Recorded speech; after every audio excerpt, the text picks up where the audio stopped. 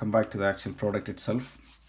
It's a nice little, in its folder shape, it's a nice little block. It's probably bigger than the trackpad from Apple. I haven't used one myself, but I think it's around that size.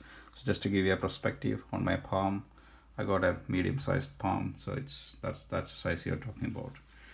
So once I open it, let's see how it looks. Okay, so if I hold it up, it is plasticky, but it doesn't really feel like that. It feels a bit more sturdier, and it feels for the money you pay, you don't feel like you got a cheaper product for what you paid, at least. So at least you get what you paid for in this case. Just if you're interested, just to highlight here, it doesn't sit straight when you open it up and you hold it in your hand. Especially, you can see a bend here and a bend there towards at both the hinges. So, but I don't think that'll matter for anybody, because nobody's going to hold it in their hand and use it. You will probably rest on a table and use it.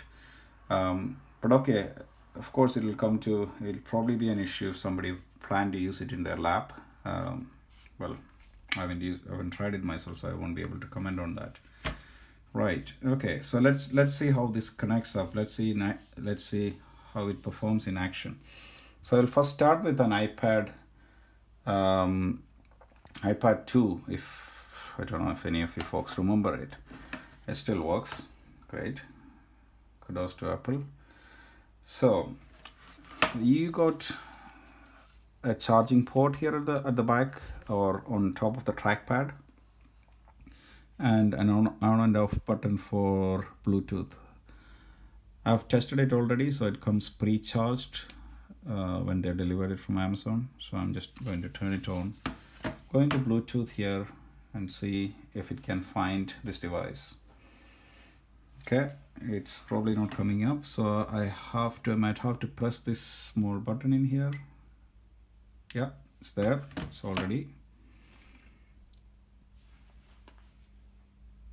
And it's connected. So, okay. So if I don't remember the shortcut, but if I do this with a function key, yeah, that works.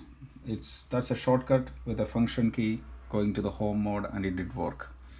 And what is the mouse experience? Obviously, guys, it's not going to work. They haven't introduced this feature until recently, so it's not going to work. So I'll have to use my fingers. So let's see the experience of typing a note.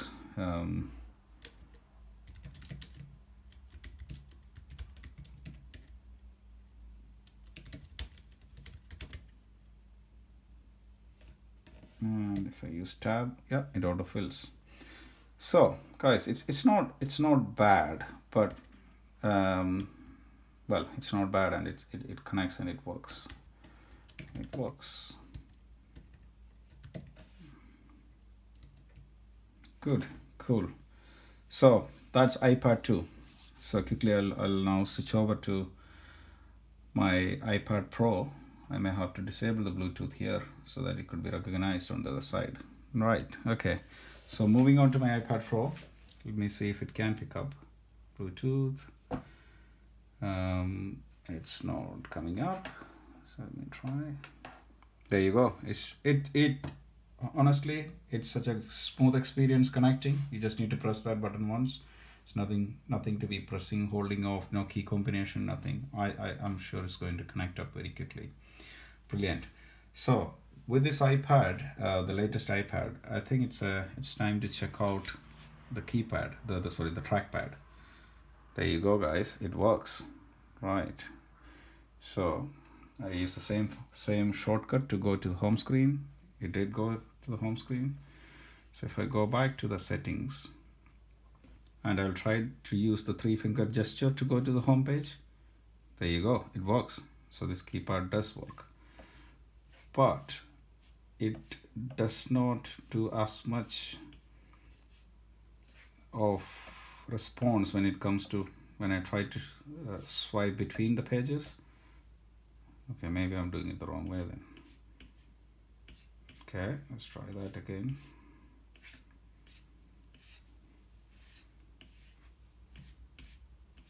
I would rather I would rather use my fingers on the screen, the touch screen itself, because it's a big ask. I think I think it works if you probably I'm not even either used to this, but I don't see myself using a lot of this feature. I would definitely use the home feature. So if I go back to say home again, once again, it takes me back.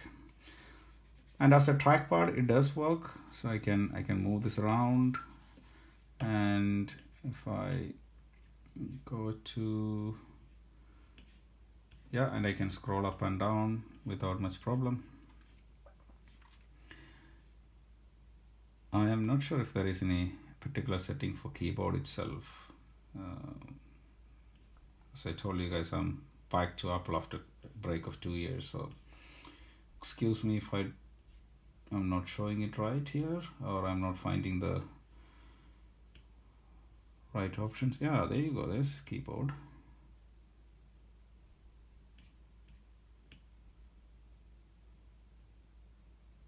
Right, okay.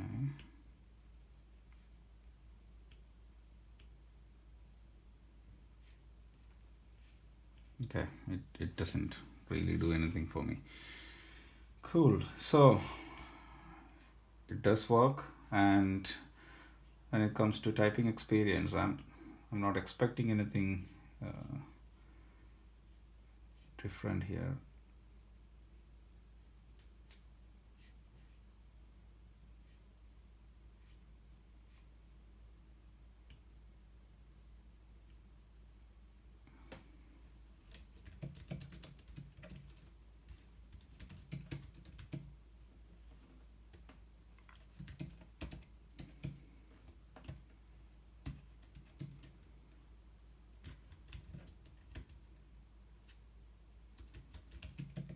Okay, as you guys can see, I do touch typing, and I was making a few mistakes, and I was struggling to get the back key to work.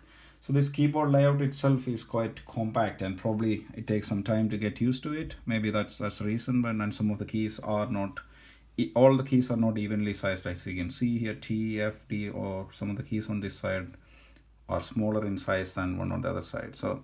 So I think there is a bit of getting used to, but as a I don't know if you are somebody who don't always rely on a keyboard. If you just want to use that functionality at all times, and when you need it, you want to have a keyboard in your bag, I don't think this is a bad option. Overall, guys, I think I'm going to keep this at least for a while, until somebody like Logitech or Belkin or some other good manufacturers come out with a competition for the overly priced Magic Keyboard. I think this is going to find a place in my bag. It's not heavy at all, and it's not taking a lot of space, and it'll come in handy whenever I need a decent trackpad and a semi-decent trackpad and a semi-decent keyboard to work with iPad. So thanks for watching.